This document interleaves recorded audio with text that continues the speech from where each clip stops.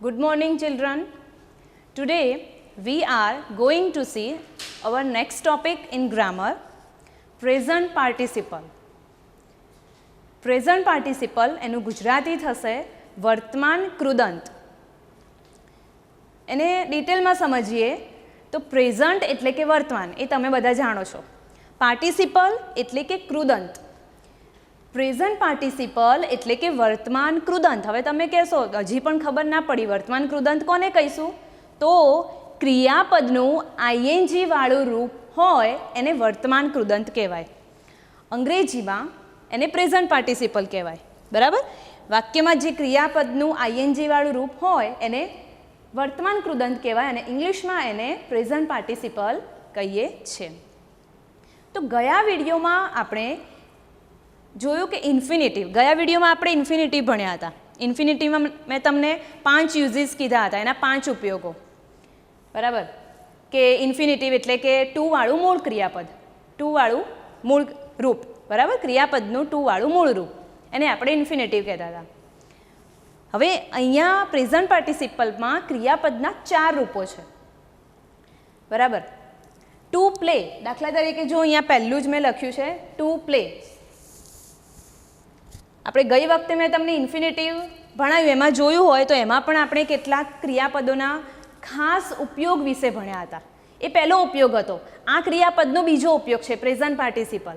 બરાબર? હવે જો અહીંયા ક્રિયાપદ છે ટુ પ્લે, તો સૌથી પહેલાં તો એનું પ્લે એટલે કે એનું V1નું રૂપ થાય પ્લે, જેને આપણે V1 કહેવાય છે, ગ્રામરની ભાષામાં V1 કહીએ છીએ. બરાબર? પછી એનું બીજું રૂપ, એનું ભૂતકાળનું રૂપ થાય પ્લેડ, જેને આપણે શું કહીએ છીએ? V2 કહીએ છીએ. એ પણ મેં તમને ગયા વિડીયોમાં કહી દીધું હતું. એના પછી એનું ત્રીજું રૂપ એટલે કે ભૂતકૃદંતનું રૂપ પાસ્ટ પાર્ટિસિપલ, એને આપણે કહીએ છીએ V3. અને એનું ચોથું રૂપ છે પ્લેઇંગ, જેને આપણે ગ્રામરની ભાષામાં V4 કહીશું. બરાબર? તો આ રીતે એક ક્રિયાપદના કેટલા 4 રૂપો આપણે ભણ્યા. હવે એમાં આઈએનજી વાળું જે ક્રિયાપદ છે ને એને V4 કહેવાય, એને V4 તરીકે જ ઓળખાય.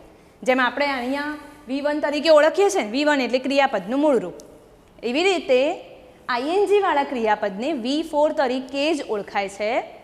બરાબર?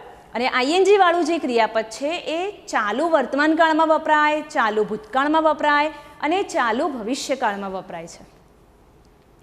આઈએનજી વાળું ક્રિયાપદ એટલે કે ચાલુ કાળમાં વપરાય છે. પરંતુ અહીંયા આપણે પ્રેઝન્ટ પાર્ટિસિપલ ભણી રહ્યા છીએ, કાળ ભણી રહ્યા નથી. એટલે કે ક્રિયાપદનું આઈએનજી વાળુંનો અહીંયા એક ખાસ અલગ ઉપયોગ થાય છે. અહીંયા આપણે કાળના સંદર્ભમાં નહીં લેવાનું, પણ એને આઈએનજીનું ક્રિયાપદ લેવાનું છે. એના પણ કેટલાક ખાસ ઉપયોગ છે. બરાબર? તો સૌથી પહેલાં તો આપણે એ ક્રિયાપદના નિયમો જોઈશું કે કયા પ્રકારના નિયમો આવે અને ક્રિયાપદની પાછળ આઈએનજીનું રૂપ મૂકવામાં આવે છે અલગ અલગ રીતે. બરાબર? તો હવે આપણે એ નિયમો જોઈશું. તો આઈએનજી ક્રિયાપદના કેટલાક ઉપયોગો છે, કેટલાક ખાસ પ્રકારના ઉપયોગો, કે કઈ રીતે કયા ક્રિયાપદોને કઈ રીતે આઈએનજી લાગે છે. બરાબર?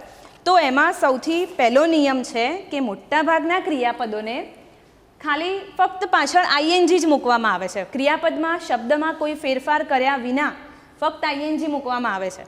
અહીંયા તમે જોઈ શકો છો કે આસ, તો એની પાછળ ખાલી આઈએનજી જ મૂકવામાં આવ્યું. ક્રિયાપદમાં કોઈ ફેરફાર થયો નથી. આ પહેલો નિયમ છે કે મોટાભાગના ક્રિયાપદોની પાછળ કોઈ ફેરફાર કર્યા વિના આઈએનજી મુકાય છે. બરાબર? જો બધામાં અહીંયા સ્પેલિંગ એમનો એમ જ છે, SELL, પાછળ ખાલી આઈએનજી મૂક્યું સેલિંગ, તો એનું શું થઈ ગયું?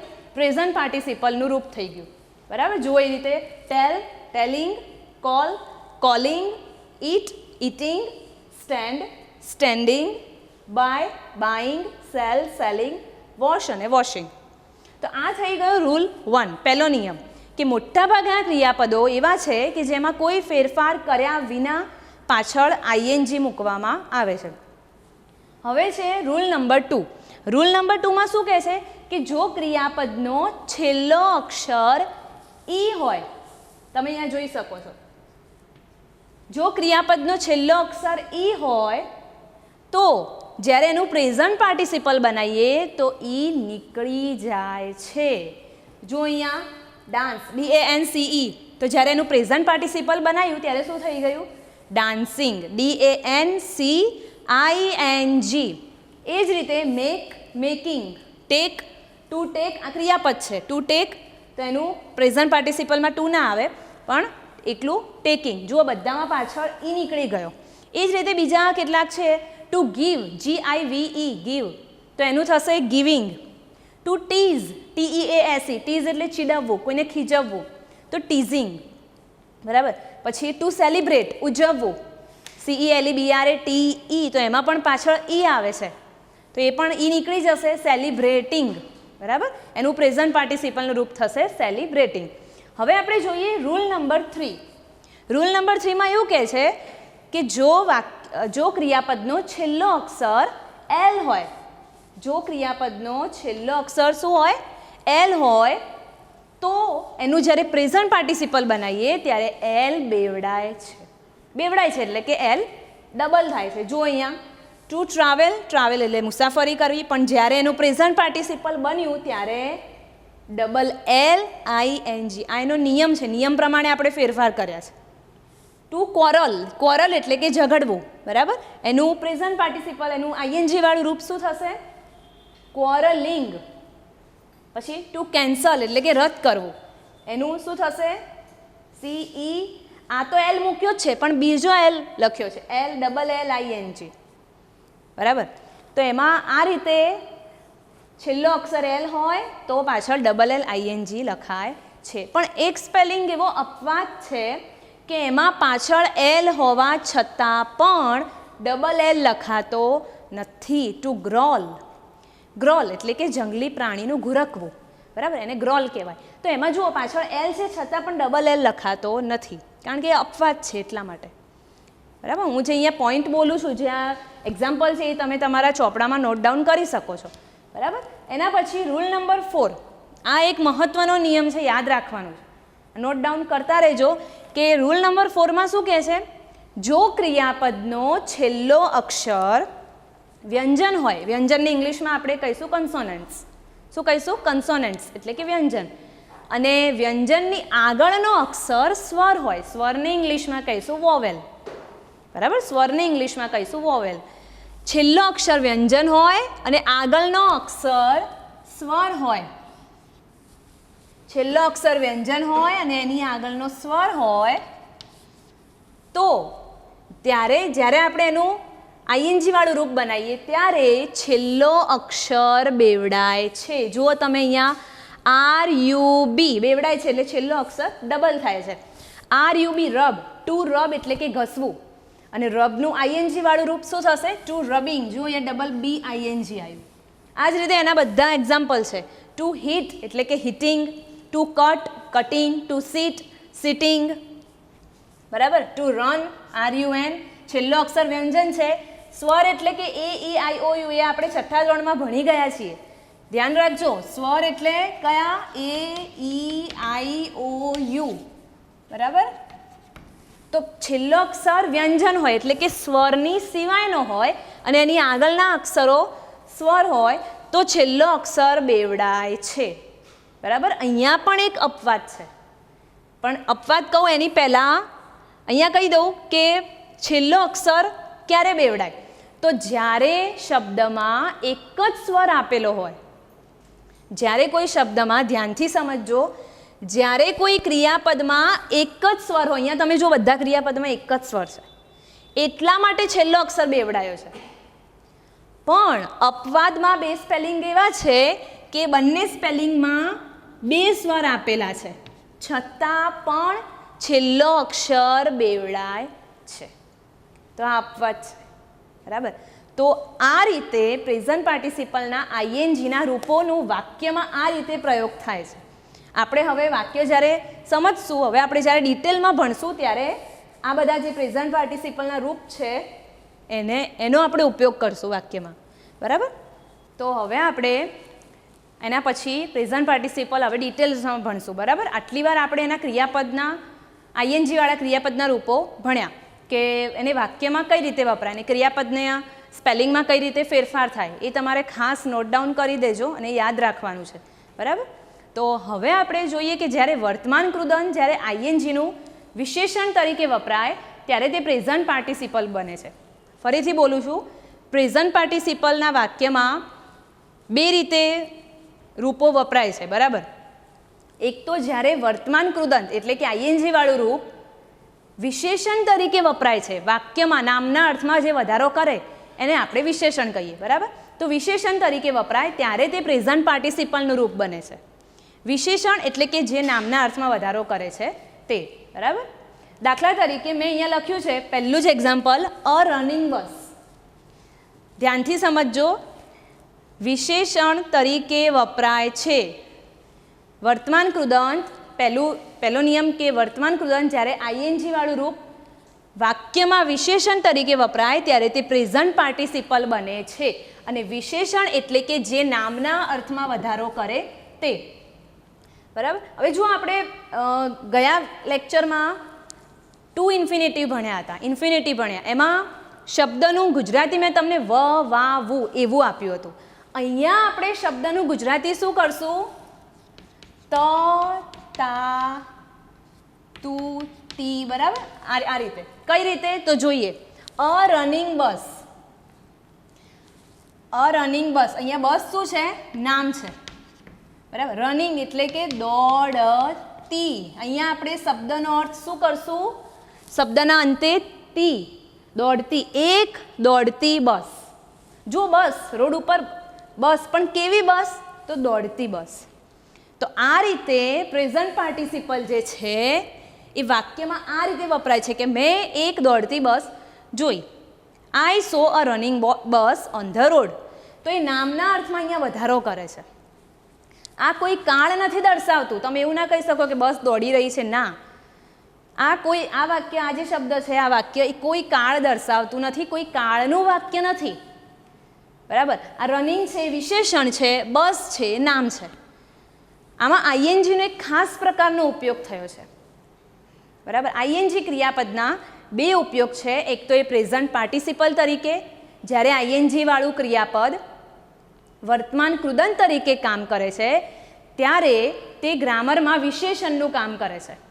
ફરીથી બોલું છું, જ્યારે આઈએનજી વાળું ક્રિયાપદ વર્તમાન કૃદંત તરીકે કામ કરે છે ત્યારે તે નામના અર્થમાં વધારો કરે છે. અને તેના પછી જે નામ આવે છે તેની વિશેષ માહિતી આપે છે. જુઓ, અ રનિંગ બસ એટલે કે એક દોડતી બસ. બીજા બધા એક્ઝામ્પલો લઈએ, બીજા બધા ઉદાહરણો લઈએ, બીજા એક્ઝામ્પલ લઈએ કે દાખલા તરીકે રમતા બાળકો, પ્લેઇંગ ચિલ્ડ્રન. રમતા બાળકો, પ્લેઇંગ ચિલ્ડ્રન. દોડતી બસ, બરાબર. તો આ રીતે ઉડતા પક્ષીઓ. તો આ બધા એના ઉદાહરણો છે જેનો આપણે શું અર્થ નીકાળીએ છીએ? ત તા તી. એવો અર્થ પ્રેઝન્ટ પાર્ટિસિપલમાં, એવો અર્થ વાક્યમાં નીકળે છે, બરાબર. દોડતી બસ, રમતા બાળકો, ઉડતા પક્ષીઓ, ભણાવતા શિક્ષક. તો આ બધાનો ગુજરાતી પ્રત્યય જે છે ને એ ત તા તી તું એ રીતે નીકળે છે, બરાબર. એના પછી અમુક ક્રિયાપદો છે. એના પછીનો બીજો ઉપયોગ જોઈએ કે અમુક ક્રિયાપદો છે, અમુક જે પ્રેઝન્ટ પાર્ટિસિપલ છે એ ઘણીવાર નામની આગળ વપરાય છે અથવા તો નામની પાછળ વપરાય છે. દાખલા તરીકે બાર્કિંગ ડોગ સેલ્ડમ બાઇટ્સ. ભસતા કૂતરા ભાગ્યે જ કરડે છે, બરાબર. અહીંયા આપણને કીધું છે અહીંયા ડોગ્સ એ નામ છે, બરાબર. બાર્કિંગ એ નામના અર્થમાં વધારો કરે છે. ઘણીવાર પ્રેઝન્ટ પાર્ટિસિપલ એ નામની આગળ વપરાય છે અથવા તો નામની પાછળ વપરાય છે. People always worship the rising sun. લોકો હંમેશા પૂજે છે. કોને પૂજે છે? ઉગતા સૂર્યને. The rising sun. જો અહીંયા પેલો સ્પેલિંગનો નિયમ લાગુ પડ્યો. રાઇઝ એટલે ઉગવું, એનું એમ તો ઇંગ્લિશ વર્ડ શું થાય? રાઇઝ થાય છે. પણ આપણે નિયમ પ્રમાણે જે ક્રિયાપદની પાછળ લાસ્ટમાં ઈ આપેલો હોય તો ઈ નીકળી જાય અને એની જગ્યાએ આઈએનજી મુકાય છે. તો તમારી ક્રિયાપદો પણ યાદ રાખવા પડશે. People always worship the rising sun. જો અહીંયા પણ રાઇઝિંગ સન, અહીંયા સન એ નામ છે, નામના અર્થમાં અહીંયા વધારો કરે છે. વિશેષણ તરીકે વપરાય છે પ્રેઝન્ટ પાર્ટિસિપલ અહીંયા, બરાબર, એક વિશેષણનું કામ કરે છે કે લોકો હંમેશા ઉગતા સૂર્યને પૂજે છે. કેવા સૂર્યને? તો ઉગતા સૂર્યને. બરાબર, તો ઉગતા એટલે કે રાઇઝિંગ. એના પછી સ્માઇલિંગ ફેસ અટ્રેક્ટ્સ ઓલ. હસતો ચહેરો બધાને આકર્ષે છે. ચહેરો પણ કેવો ચહેરો? હસતો. જો અહીંયા ફરીથી નામની આગળ વપરાયું. પ્રેઝન્ટ પાર્ટિસિપલ નામની આગળ પણ વપરાય છે, નામની પાછળ પણ વપરાય છે. સ્માઇલિંગ ફેસ, હસતો ચહેરો. સ્માઇલિંગ અહીંયા વિશેષણનું કામ કરે છે, જે વાક્યની શરૂઆતમાં વપરાયું. ફેસ એટલે કે નામ, નામના અર્થમાં જે વધારો કરે છે. બરાબર. એના પછી last example, I saw a man running on the road. મેં માણસને રસ્તા પર દોડતા જોયો. Running on the road. Running, દોડતા. તો રનિંગ અહીંયા પણ એ જ રીતે વિશેષણનું કામ કરે છે. અને નામ અને અ મેન એ નામ છે. બરાબર, નામના અર્થમાં તે વધારો કરે છે. તો આ રીતે પ્રેઝન્ટ પાર્ટિસિપલ એ નામની આગળ કે નામની પાછળ પણ વપરાય છે. જો હવે બીજો નિયમ, એના આપણે એક્ઝામ્પલ જોઈ લીધા કે જ્યારે વાક્યમાં એક ક્રિયાપદ આપેલું હોય અને બીજું ક્રિયાપદ મૂકવાનું હોય ત્યારે તે કોઈ કાળનું આવશે નહીં, પણ કયું આવશે? ક્રિયાપદનો જે ખાસ ઉપયોગ છે એનું આવશે, આઈએનજી વાળું. દાખલા તરીકે આપણે હમણાં જ એક્ઝામ્પલ જોયું આની પહેલાં કે સ્માઇલિંગ ફેસ ઓલવેઝ અટ્રેક્ટ્સ ઓલ. હસતો ચહેરો. તો એ હસતો શું છે? વિશેષણ છે. ચહેરો એ શું છે? નામ છે. તો એ નામના અર્થમાં વધારો કરે છે. બરાબર. એના પછી બીજું જોયું, I saw a man running on the road. Already saw ક્રિયાપદ તો આપેલું જ હતું વાક્યમાં. બરાબર. જ્યારે કોઈ એક ક્રિયાપદ આપેલું હોય અને બીજું મૂકવાનું હોય, આઈ સો અ મેન ખાલી જગ્યા ઓન ધ રોડ, તો બીજું ક્રિયાપદ શું મૂકશું? તો એ આઈએનજી વાળું રૂપ મૂકશું. બરાબર. નેક્સ્ટ એના પછી જોઈએ કે અમુક ખાસ પ્રકારના જે ક્રિયાપદ છે, હવે ધ્યાનથી સમજજો. બીજો નિયમ આવે છે એના પછીનો કે અમુક ખાસ પ્રકારના જે ક્રિયાપદ છે કે જેમાં આઈએનજી વાળું રૂપ હોય અને ત્યાં વિશેષણ તરીકે કામ કરે છે. અમુક ખાસ ક્રિયાપદ પછી પણ બીજું કોઈ ક્રિયાપદ આઈએનજી વાળું હોય તો તે ત્યાં વિશેષણનું કામ કરે છે. પહેલું છે જે જોવાની ક્રિયા. શું છે? જોવાની ક્રિયા દર્શાવતા આઈએનજી, જોવાની ક્રિયા દર્શાવતા ક્રિયાપદ.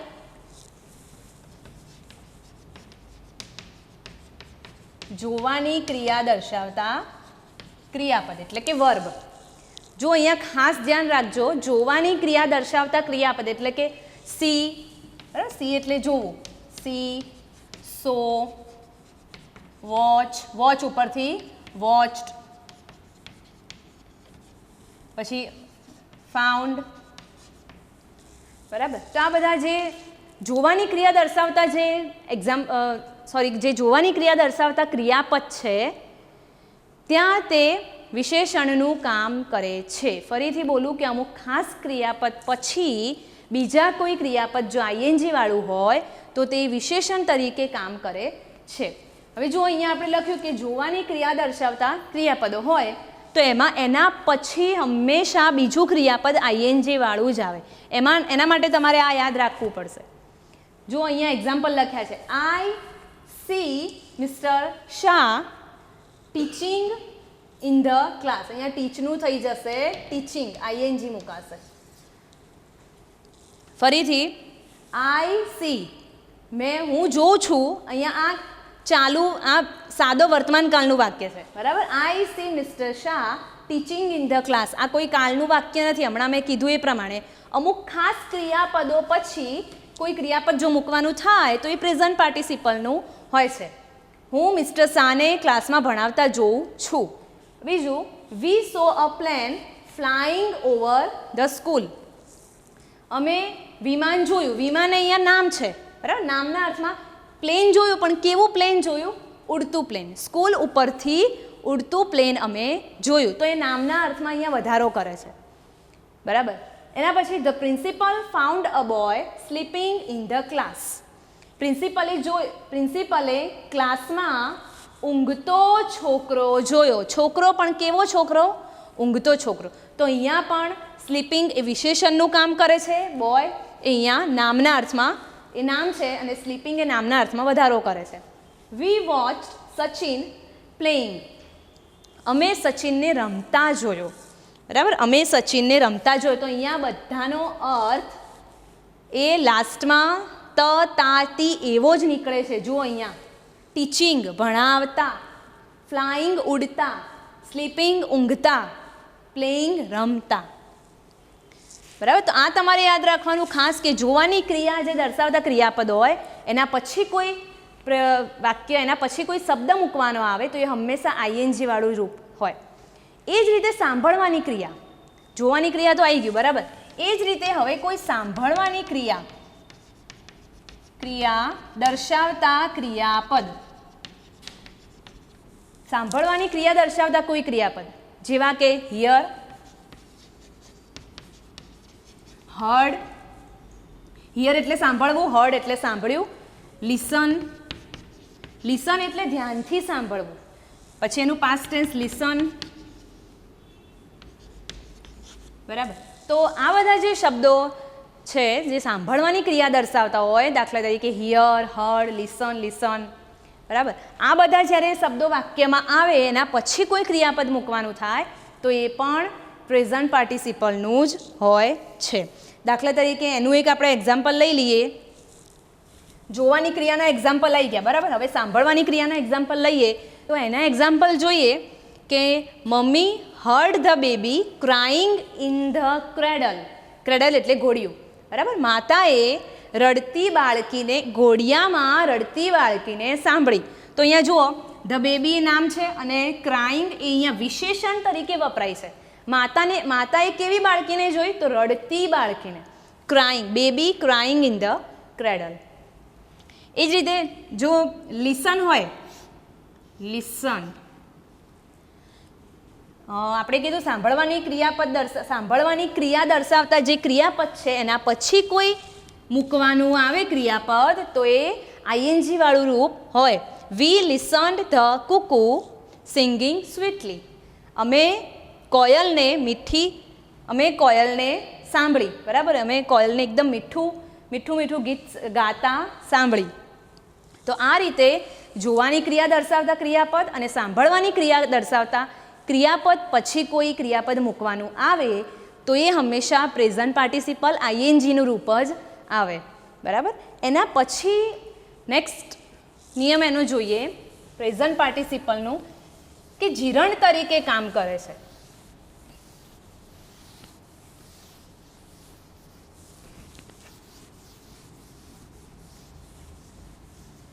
એના પછીનો નિયમ જોઈએ કે પ્રેઝન્ટ પાર્ટિસિપલ એ જીરણ તરીકે,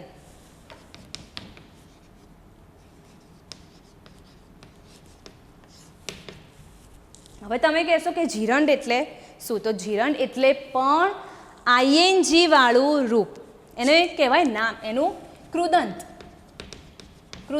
એ નામ તરીકે વપરાય, નામ તરીકે, બરાબર. અને જીરંડ એટલે પણ આઈએનજી વાળું રૂપ, ક્રિયાપદનું આઈએનજી વાળું રૂપ.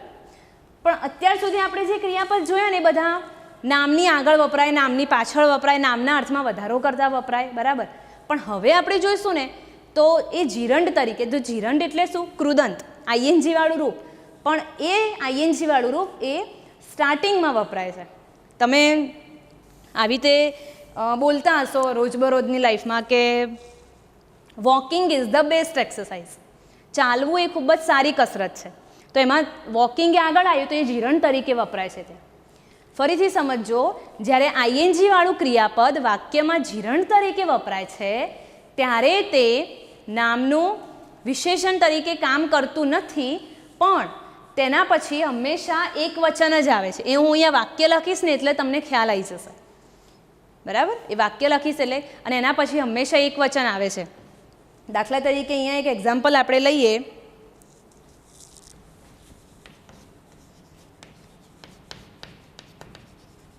Walking is the best exercise. Walking is the best exercise. અહીંયા જે વોકિંગ છે ને એ જીરણ તરીકે કામ કરે છે, વર્તમાન કૃદંત તરીકે, જે વાક્યની શરૂઆતમાં વપરાય છે. ચાલવું એ એક સારી કસરત છે, બરાબર. તો એ જ રીતે વિશેષણ તરીકે કામ નથી કરતું, પણ એક નામ તરીકે કામ કરે છે, કર્તા તરીકે કામ કરે છે, ફરીથી આઈએનજી જે ક્રિયાપદનો બીજો ઉપયોગ જીરણ તરીકે થાય છે અને ગુજરાતીમાં તેને કૃદંત કહેવાય છે, જે નામની શરૂઆતમાં વપરાય છે અને તે કર્તા તરીકે વપરાય છે, કેમ કે શરૂઆતમાં શું આવે, વાક્યની શરૂઆતમાં હંમેશા કર્તા આવે. એવા જ આપણે બીજા એક્ઝામ્પલ લઈએ કે smoking is ઇન્જરિયસ to health. Smoking is injurious to our health.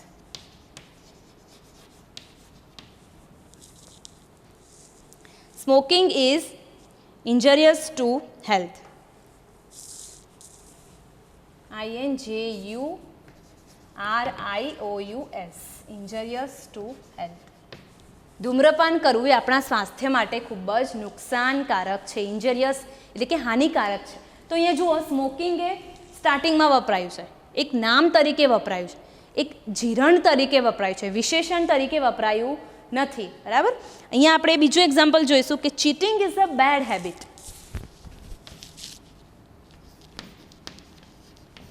Cheating is a bad habit. છેતરવું એ ખરાબ આદત છે. તો અહીંયા પણ જુઓ, ચીટિંગ એ જે છે એ જીરણ તરીકે, નામ તરીકે વપરાય. એક બીજું મહત્વનું ટોપિક યાદ રાખો કે હંમેશા જીરણ તરીકે કોઈ રૂપ વપરાયું હોય એના પછી હંમેશા એક વચનનું જ ક્રિયાપદ આવે. કાં તો ઇઝ આવે કાં તો વોઝ આવે, બહુવચન આવે નહીં. બરાબર. તો આ રીતે વાક્યની શરૂઆતમાં કર્તાનું કામ કરે છે અને એનો ગુજરાતી અર્થ ત તા તી એવો નીકળે છે. તો આજે આપણે અહીંયા પ્રેઝન્ટ પાર્ટિસિપલ વિશે, ટોપિક વિશે અભ્યાસ કર્યો. એની ઉપરથી તમારે વીસી ખત્રીમાં ખાલી જગ્યાઓ પૂરવાની રહેશે. બરાબર. વીસી ખત્રીમાં પેજ નંબર જે 9 છે, સોરી, વીસી ખત્રીમાં પેજ નંબર 21 છે, એ 21 ઉપરની તમારે એક્ટિવિટી 5 એ CWના ચોપડામાં લખવાની રહેશે અને એક્ટિવિટી 6ની ખાલી જગ્યાઓ પૂરવાની રહેશે. બરાબર. આજનો આપણે નેક્સ્ટ ટોપિક જોઈશું કન્જક્શન.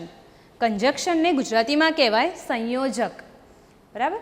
જો આપણે બે વાક્ય, સંયોજકનો ઉપયોગ શું છે, તો બે વાક્યોને કે બે શબ્દોને જોડવા માટે સંયોજકનો ઉપયોગ થાય છે. બરાબર. બે વાક્યોને કે બે શબ્દોને જોડવું. આપણે આપણી ગુજરાતી ભાષામાં રોજબરોજ આવા કેટલાય સંયોજકનો ઉપયોગ કરીએ છીએ, પણ આપણને ખબર હોતી નથી કે આને સંયોજક કહેવાય. આપણે બોલીએ પણ છીએ, વાંચીએ છીએ, સમજીએ છીએ.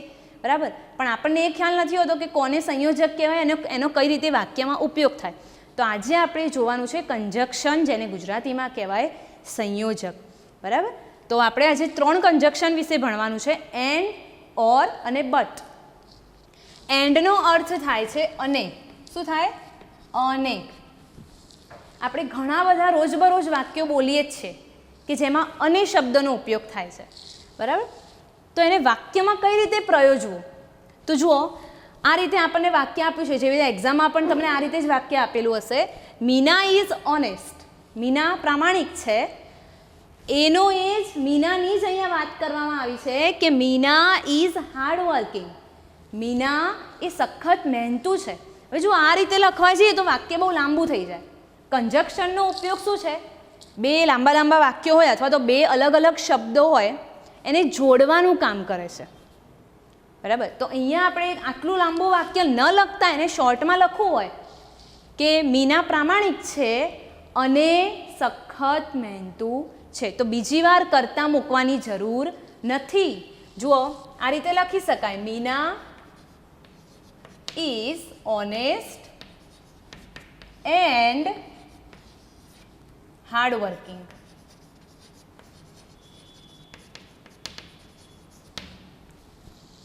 કર્તા એક જ છે પણ અહીંયા વિશેષણ બે છે. કર્તા એક છે અને વિશેષણ બે છે, તો બંને વિશેષણને જોડવા માટે આપણે અહીંયા એન્ડ કંજક્શનનો આ રીતે ઉપયોગ કરશું. કંજક્શન એ એક્ઝામમાં ખાલી જગ્યા તરીકે બી પૂછાય અને આ રીતે વાક્ય તરીકે પણ પૂછાઈ શકે. તો ધ્યાન રાખો. એન્ડ અને ઓર એ તમે 6th સ્ટાન્ડર્ડમાં ભણીને આવ્યા છો, તો અહીંયા આપણે એનું રિવિઝન થાય છે. બરાબર. જો અહીંયા બીજું એક્ઝામ્પલ, એન્ડને બીજું કઈ રીતે એનો ઉપયોગ થાય. Ram is a tall boy, Shyam is a tall boy. Ram એ ઊંચો છોકરો છે, શ્યામ એ ઊંચો છોકરો છે. હવે આ બે વાક્યોને આપણે જોડવા છે તો શેનાથી જોડશું? રામ અને શ્યામ ઊંચા છોકરા છે. જુઓ વાક્યમાં કેટલા બધા ફેરફારો થાય છે. અહીંયા કર્તા એક હતો અને વિશેષણ બે હતા. એન્ડથી જોડાયું. આપણે કીધું એ પ્રમાણે બે શબ્દોને અને વડે જોડી શકીએ છીએ. બે શબ્દોને આપણે જોડવા હોય તો સંયોજકનો ઉપયોગ થાય. હવે અહીંયા જુઓ વાક્ય એક જ સરખું છે, એનો બંનેનો અર્થ એક સરખો છે, બંનેનો ભાવ એક સરખો છે કે બંને છોકરા ઊંચા છે. અહીંયા જો વિશેષણ એક જ જેવા આપ્યા છે. ટોલ બોય, ટોલ, ટોલ, બંને વાક્યમાં એક જ વિશેષણ છે પણ કર્તા અલગ અલગ છે.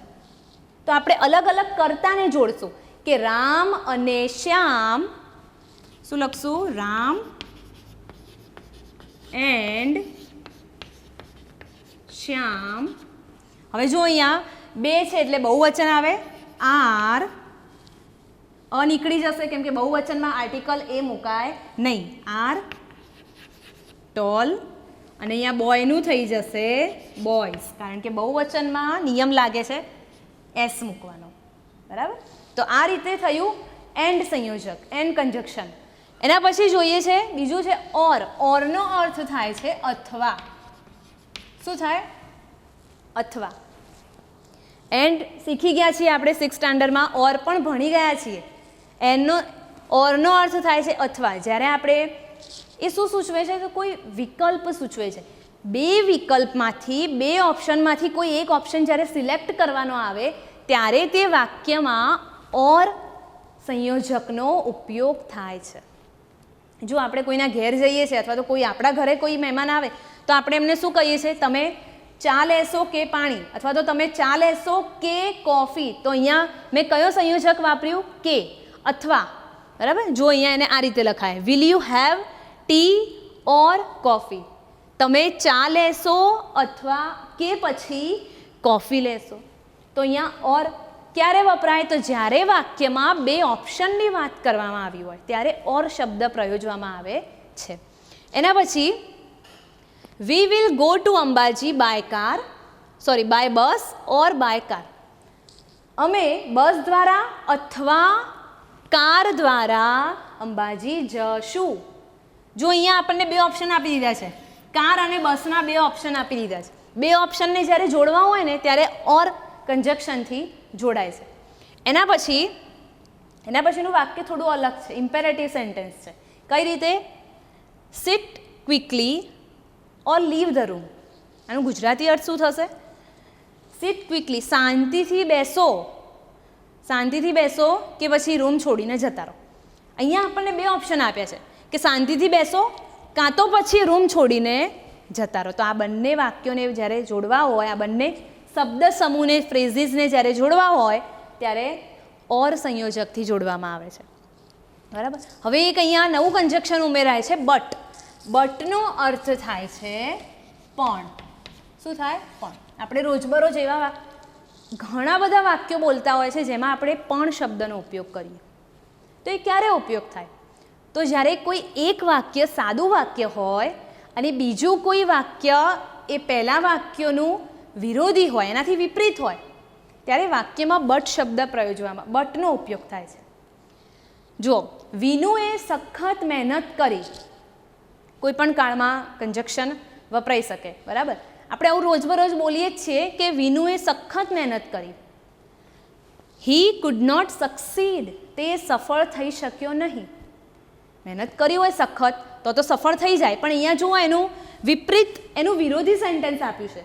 તો જ્યારે કોઈ એક સેન્ટેન્સ પોઝિટિવ આપ્યું હોય અને બીજું વાક્ય એનું વિરોધી હોય તો એ બે વાક્યોને જોડવા હોય ત્યારે બટ કંજક્શનનો ઉપયોગ થાય. પણ એમાં ઘણા બધા ફેરફાર થાય છે. કઈ રીતે? તો ચલો જોઈએ. વિનુ વર્ક હાર્ડ, વિનુએ સખત મહેનત કરી. હવે અહીંયા ફૂલ સ્ટોપ નીકળી જશે, એની જગ્યાએ શું મુકાશે? બટ, પણ, અને પહેલાં હી જે કેપિટલ હતો એનો એચ સ્મોલ થઈ જશે અને બટ કંજક્શન મુકાશે. હવે જુઓ વાક્ય કમ્પ્લીટ થઈ ગયું. વિનુ વર્કડ હાર્ડ, વિનુએ સખત મહેનત કરી, બટ, પણ હી કુડ નોટ સક્સીડ, તે સફળ થઈ શક્યો નહીં. બંને વાક્યો કેવા થઈ ગયા? એકબીજાના વિરોધી. જ્યારે એક વાક્ય બીજા વાક્યનો વિરોધ ભાવ દર્શાવે છે ત્યારે બંને વાક્યોને બટ વડે જોડવામાં આવે છે. એના પછી અવર સ્કૂલ ઇઝ સ્મોલ, અમારી સ્કૂલ નાની છે. અવર સ્કૂલ ઇઝ બ્યુટીફુલ, અમારી સ્કૂલ સુંદર છે. આ વાક્યને આપણે જોડવું હોય બટથી તો કઈ રીતે જોડાય? પહેલાં તો આ ફૂલ સ્ટોપ છે નીકાળી દેવાનું. બટ હવે અવરનો અહીંયા ઓ કેપિટલ હશે તો આપણે એને સ્મોલ કરી દઈશું, બરાબર? કેમ કે વાક્યનો પહેલો અક્ષર જ કેપિટલ આવે, વચ્ચેનો પછી આ નામ સિવાય બીજો કોઈ અક્ષર કેપિટલ આવે નહીં. Our school is small but હવે જુઓ, અહીંયા આપણે એન્ડમાં જોયું હતું કે જ્યારે વિશેષણ અલગ અલગ હોય ત્યારે નામ પછી એક જ વાર વપરાય છે, બીજી વાર નામ નહીં લખવાનું. એ જ રીતે અહીંયા બી એવું જ કરશું. Our school is small but બીજી વાર અવર સ્કૂલ નહીં લખીએ પણ એની જગ્યાએ શું લખશું? Beautiful. Our school is small but beautiful, અમારી સ્કૂલ નાની છે પણ સુંદર છે. જો આ રીતે બીજું એક્ઝામ્પલ, યુ આર રીચ, તમે પૈસાદાર છો. રીચ એટલે પૈસાદાર, તમે પૈસાદાર છો. યુ આર માઇઝર, માઇઝર એટલે કંજૂસ. કંજૂસ પૈસાદાર હોય તો કંજૂસ ના હોવા જોઈએ ને. પણ આ શું થયું? બે એકબીજાના વિરોધી શબ્દો, વિરોધી વાક્યો થઈ ગયા કે પૈસાદાર તો છે પણ કંજૂસ છે, બરાબર? તો આ બે વાક્યોને જોડવા હોય તો કઈ રીતે જોડશું? પહેલાં તો ફૂલ સ્ટોપ નીકાળી દેવાનું. યુ આર રીચ બટ, હવે જો ફરીથી બે કરતાં બંને કરતાં અહીંયા સેમ જ છે એટલે બીજી વાર એ કરતાં મૂકવાનો નહીં. You are rich but miser, full stop. તમે પૈસાદાર છો પણ કંજૂસ છો. એ જ રીતે માય ગ્રાન્ડફાધર ઇઝ ઓલ્ડ, મારા દાદા ઘરડા છે અને ફૂલ સ્ટોપ. બીજું સેન્ટેન્સ છે he can run fast, he can run fast, તે ઝડપથી દોડી શકે છે. ઘરડા છે પણ ઝડપથી દોડી શકે છે. બંને વાક્યો કેવા થઈ ગયા? ઘરડા હોય તો ઝડપથી ન દોડી શકે, પણ મારા દાદા ઘરડા છે પણ ઝડપથી દોડી શકે છે. My grandfather is old, full stop નીકાળી દેવાનું. બટ અહીંયા જે હીનો જે એચ કેપિટલ છે એને આપણે સ્મોલ કરશું.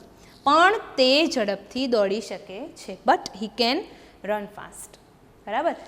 તો આ રીતે આપણે કંજક્શન વાક્યમાં કઈ રીતે વપરાય, એનો ભાવ કઈ રીતે વપરાય એ આપણે જોઈએ. તો વિદ્યાર્થી મિત્રો, આજે આપણે જે બે ટોપિક ભણ્યા, પ્રેઝન્ટ પાર્ટિસિપલ અને કંજક્શન, આ બંનેનું હોમવર્ક પ્રેઝન્ટ પાર્ટિસિપલનું મેં તમને આગળ આપી દીધું અને કંજક્શનનું હોમવર્ક વીસી ખત્રીમાં પેજ નંબર 21 ઉપર આપેલી એક્ટિવિટી 3 તમારે CWના ચોપડામાં લખવાની રહેશે, જે કંજક્શનની છે, બરાબર?